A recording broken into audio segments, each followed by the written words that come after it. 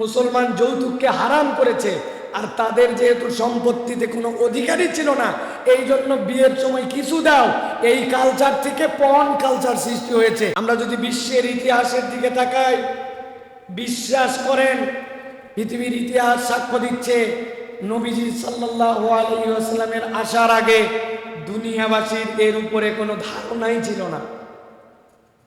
মানুষের অধিকার, মানবতার অধিকার, নারী পুরুষের অধিকার, গর্ভের সন্তান এখনো দুনিয়ায় আসেনি, তার কি অধিকার, এ বিষয়ে দুনিয়াবাসীর কোনো ধারণাই ছিল না।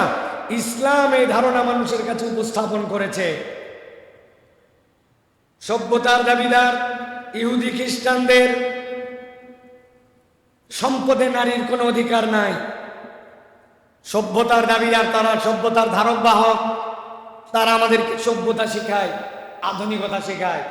তাদের সম্পদে তাদের কোনো ধারণাই নাই নারীদের সম্পদে অধিকারের।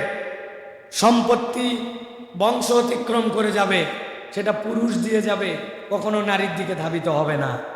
প্রিয় ভাইয়েরা, মাত্র 100 বছর আগেও নিয়ম ছিল যে নারীকে যদি কিছু সম্পত্তিকে দিতেই হয় তাহলে বিয়ের সময় এইটুকু দিয়ে দাও, বিয়ের সময় যতটুকু দিতে পারবা অতটুকুই তার জন্য এই অধিকার। আজকের দুনিয়াতে যে যৌতুক প্রথা বাপের থেকে নারীর জন্য দিতে হয়, এটা মুসলমানি কালচার নয়। মুসলমান যৌতুককে হারাম করেছে, আর তাদের যেহেতু সম্পত্তিতে কোনো অধিকারই ছিল না, এই জন্য বিয়ের সময় কিছু দাও, এই কালচার থেকে পর্ন কালচার সৃষ্টি হয়েছে। এই বাজে নিয়মের তৈরি ইসলাম নয়, এই বাজে নিয়ম তৈরি করেছে ইসলাম ছাড়া যত জাতিগোষ্ঠী।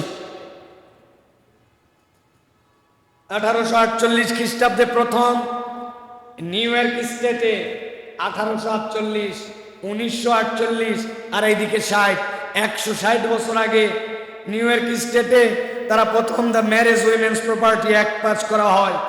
এটা আইন করা হয়, ধর্মের নয়। তারা নিজেরা আইন বানায় যে এখন থেকে মেয়েদেরকে বিবাহোত্তর কিছু জমি জমা, কিছু সম্পত্তি দেওয়া হবে, কেননা মেয়েদের তো কোনো অংশই নাই, বিয়ে হয়ে গেল সব হারা হয়ে গেল। এটা ছিল তাদের অধিকারের অংশ। যারা আজকে ইসলাম এবং মুসলমানদেরকে নারীর অধিকার শিখায় যে আদর্শ থেকে, এটা তাদের অংশ।